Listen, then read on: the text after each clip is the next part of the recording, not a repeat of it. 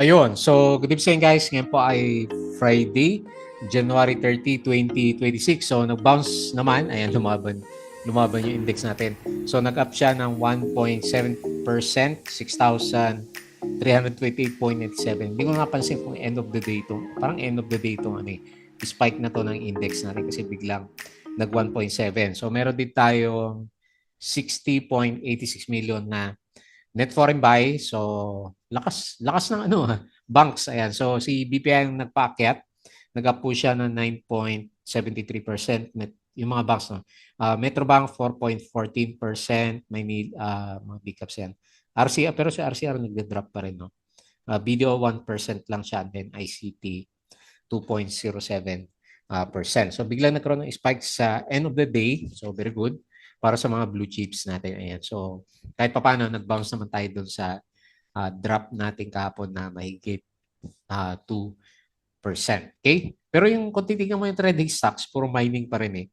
Yung mga nakalagay dito. So, namili na lang ako yung mga movers natin for the day para maganda naman yung pag-usapan. Kasi nag-drop yung nag-drop yung mining stocks eh. So APX nag-drop ng 4.88%. CLC, alam mo, nag-drop din siya. So may mga pullback siya. Siguro yung most likely yung global prices natin sa gold bumagsak na siya. Okay? So Lodi, ewan ko lang bakit halos principal office na naman to. So sa galawan ng global market kaninang kagabi, uh, may mga drop downs sa US market. Hindi ko napansin yung futures niya. So, silipin na lang natin. Late na kasi itong upload na to. So, silipin na lang ulit natin. Mamaya yung Asia at saka European stocks. Ang nakita ko lang, namula kasi yung mata ko doon sa galawan doon sa crypto natin. So, baba ni Bitcoin, pati yung alaga natin na si Sol, nasa less than 120 na lang siya.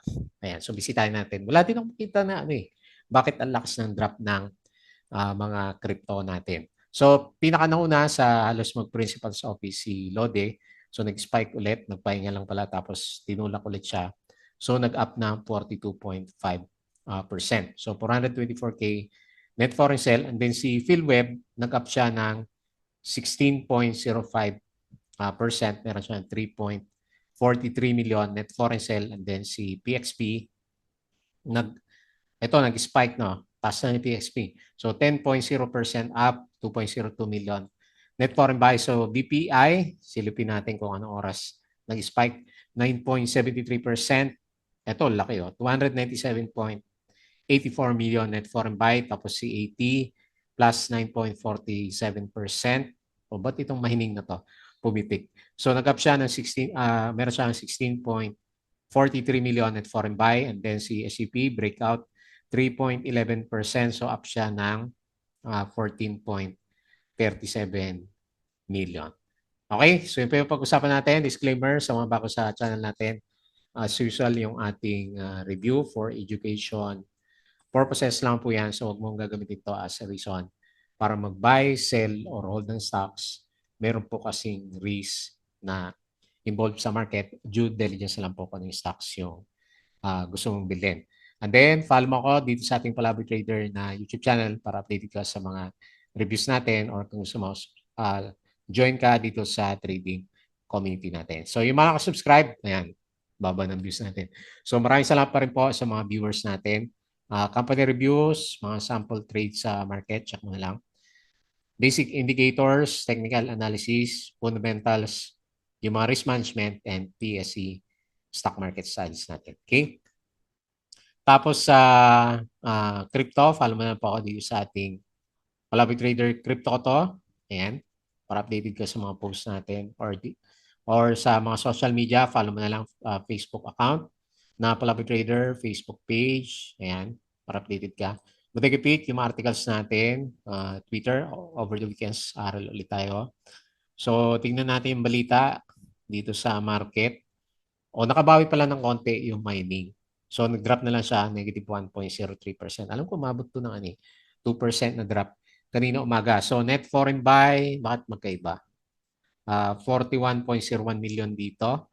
And ang winners natin is si Finance nga dahil kay BPI. 9% pa naman yung galaw po niya. 4.23 Okay? So very good. Okay, saan na tayo? FNI, unit ships first nickel ore cargo for 2026. Tapos, okay, ito yung summary.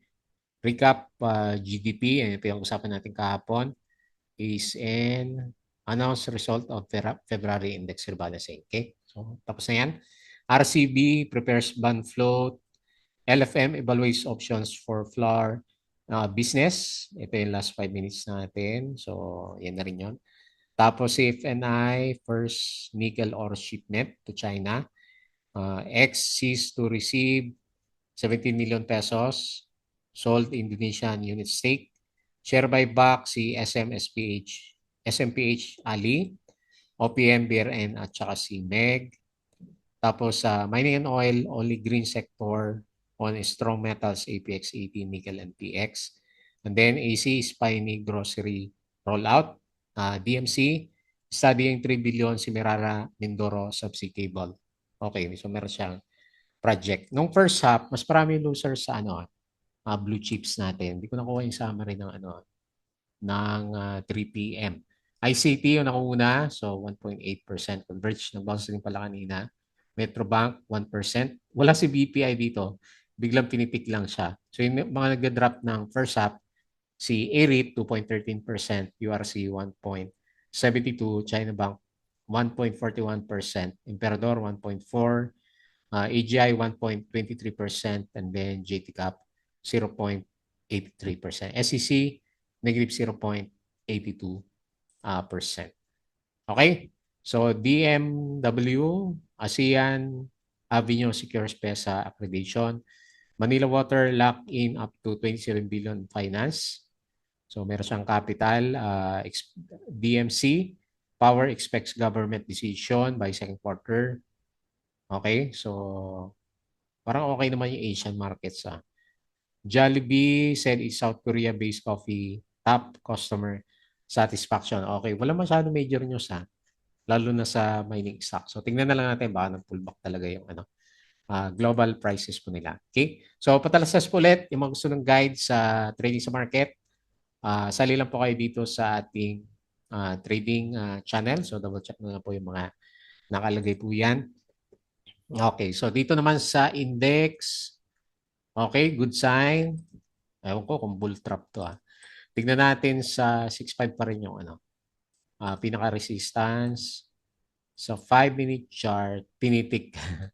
Okay, pinitik lang. So baka pinitik lang din si BPI natin.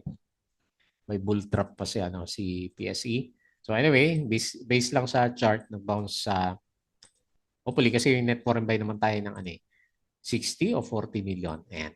So pag charting lang ang usapan po natin, okay naman siya.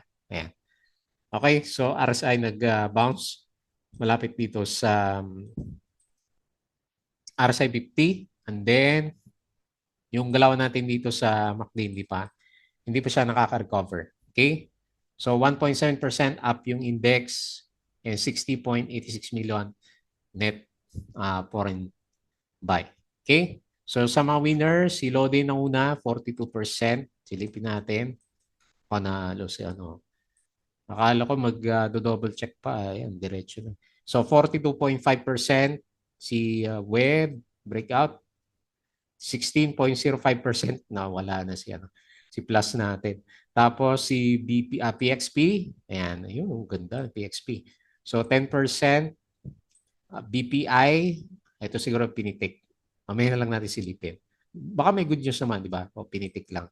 So 9% up si 89.57. Si PNB nag-breakout din pala 8 ayun 8.47. So mga banks yung pinitik. Si Ani nag-up. Ito na rin binobomba. Si Green kaya 5.77%. Ionics kulang sa volume, nag-bounce. Ito si DHI nangyari. Nagbakasyon, ayan. Umakit naman. 5% pero na Dow G. Yung galawan niya nag-resist dito sa dito sa peak. Tapos si CPG 4%. Ang dami pala umakit niya Ayun willing to break out na naman si CPG, SCC, yun nag-breakout. Close the gap yata ito 3.92%, and FNI, dami na bounce. 3.65 Converge na bounce.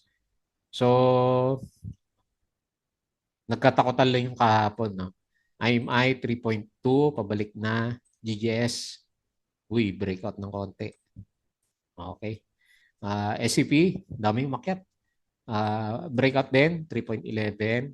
Shell PH, lumalaban pa rin, 2.46. Dami, oh. Hindi tayo maubusan ng 2%. Okay. So sa mga losers po naman,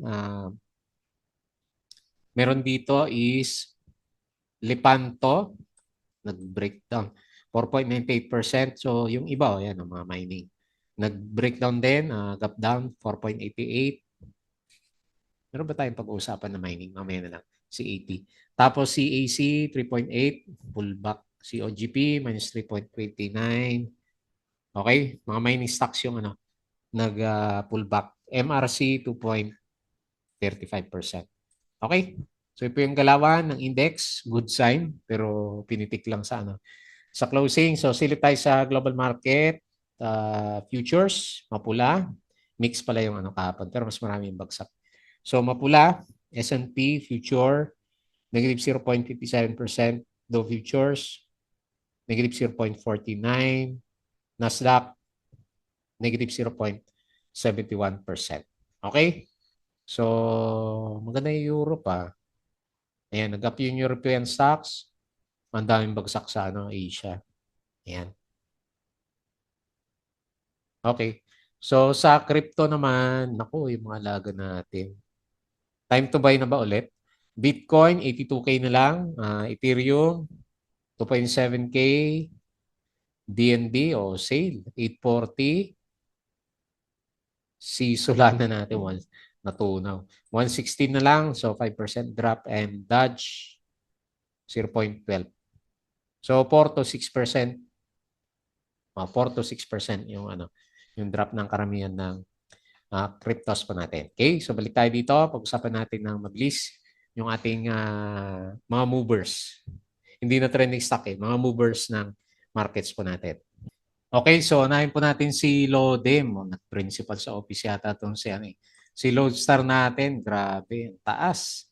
So, ang dami niyang brinik na resistance dito sa 0.49 tapos hanggang dito sa resistance naman talaga ito. Sumakto siya dito sa 0.5896. So, silipin natin yung 5-minute chart niya. Late na yata binomba to Ngayon, 145. So, binomba siya ng 145. Laki din ang volume niya, Ayan. So, Lodestar, pinag-usapan natin ito last time, di ba? Para meron siya related sa mga mining. Ayan. So, yan yung pinaka-reason natin bakit siya pinitik. So, nag-follow up siya, nag-breakout, tapos nag-retest.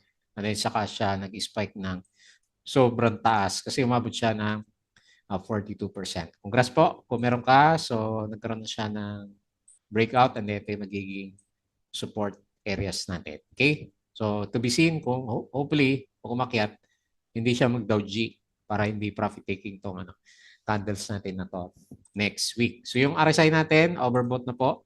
Nasa 75, pero lumalaban pa. May ugali naman siya, no? Dalawang malaking candle bago siya magkaroon ng pullback. So, maganda yung kanyang RSI. So, very good. And then, maganda rin po yung kanyang MACD formation. So, nag-close siya at 0.57, 424K net foreign sell. Next, PhilWeb. So, tumuloy na rin po yung breakout ni PhilWeb. Diretso din ba to? Yan, so 5 minutes. Umaga pa lang. June 26. Tama. Umaga pa lang umarangkada na si PhilWeb. Okay? So, tinuloy na talaga niya. No? Breakout. Breakout. Breakout ng kapon pa. Tapos tinuloy niya yung galawan niya. Puti pa itong si Web, pinipitik. Si Plus natin, ayaw. Okay, 11.68. 68. Ayan, 11.68, pinaka resistance. Taas ba? Pwede. Okay, so tapos pinaka-support natin, meron pa siyang na-breakout. Malapit dyan sa 8.9. So, check nyo lang yung range natin. Tignan natin next week. Hopefully, meron pa. So, pero overbought na. So, nasa 87 na talaga yung ano, yung RSI level natin kay PhilWeb. So, maganda yung galaw. And then, maganda rin yung kanyang MACD formation. Okay, so natuloy yung breakout po ng web. So, 9.69, 16% up and 3.4 million net foreign sale. Next, PXP. So, based sa galaw ni PXP natin, ganda naman. Nang galaw si FGen kaya. Kasi ito yung kasabay natin, di ba? Sa high exploration. Naku, nag-pull back pala si ano, FGen. So, dito na lang tayo kay PXP. So, on the way na siya, manunundo na. Ganda pala ng mga to, no? Nanunundo ng ano, ng peak last time. So, 3.66 yung pinakamataas niya.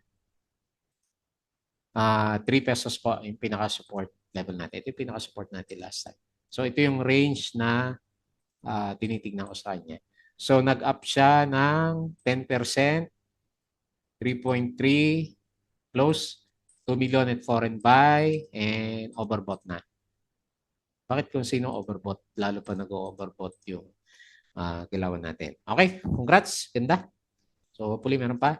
Next, BPI. Pinitik lang yata ito si BPI. Silipin natin sa 5-minute chart pero kahit pa paano kung nakabenta ka panalo, pinitik.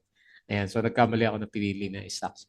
Hindi ko na-check kasi kung pinitik siya or hindi yung galaw niya. So anyway, at least good vibes pa rin naman kahit pinitik. Expect na lang pullback pag pero may volume Hindi kayo nagkamali ito.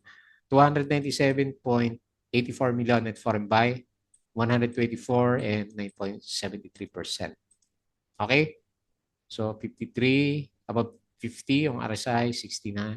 And nagre-recover din yung ano, MACD formation. Pero ako personally, kung wala naman net foreign buy, expect na lang yung ano, pullback. Ayan. Ewan ko lang kung nakabenta yung iba. Malakas ba yung ano na ito? Bid ask. Wala na, ano? Kaya kailangan natin mag-subscribe kay, ano, kay Investa. Okay po. So yun po yung ating galawan kay BPI. So mining, bakit si Atlas umakyat? Yung iba bumagsak. Ayan, no? Binobomba din ng volume. Malakas, no? Tapos, RSI 90 na, oh. Grabe. Ang taas. Ang ganda ng galaw. Yung RSI, okay. Yung MACD, okay. Price action, Fibonacci. Sakto yata sa ano, Fibonacci po natin. Ano, isang araw, di ba? Ito yung sukat-sukat na yan, no? Adjust natin to. No, sakto. Breakout pa nga sa ano, Fibonacci level natin, no? Kalahin mo. Dumiretso. Meron ba tayong support? Wala na. Puro breakout na yung ano nyo. Taas. O, dito sa kaliwa. Na-breakout din. Meron siya resistance dito. Na-breakout din siya. Okay, 10 pesos support. Pero tignan nyo na lang kung hawak nyo si AP kasi super super mover na, super stock yung galawan. No? 130% in 5 months, no? 4 months na galaw natin. Okay? O pwede Fibonacci pa rin. Malayo yung support eh. Parang ang layo ng support eh. Lagay ko na lang dito sa candle. Meron ba dito sa kaliwa? Wala, no? Ito talaga yung pinaka-support niya. Oh. Yan. Resistance. Sige, hanap tayo ng resistance pala. Ang taas ng galaw. Ayan. Next resistance, 11.3. Okay? So, parabolic na po ito si ano. AP, watch out. 9.47, 10.4, and closing, and then 16 million net for buy. Then lastly, SEP, breakout. Congrats. So, mga SEP dyan, holders, breakout ba tayo? Okay, malapit na. Breakout dito, pero yung overall trend, malapit na rin. Okay? Support is 18.15. Ayan o. Ano, close the gap ba tayo dito? Lalim ng, ang laki ng close the gap na yan ha. So dito na lang ako titingin sa malaking ano, trend channel. Ayan. So kung resistance, project natin mga around 20.3. Okay, sa pang spike, pwede pa siguro si ano, SCP.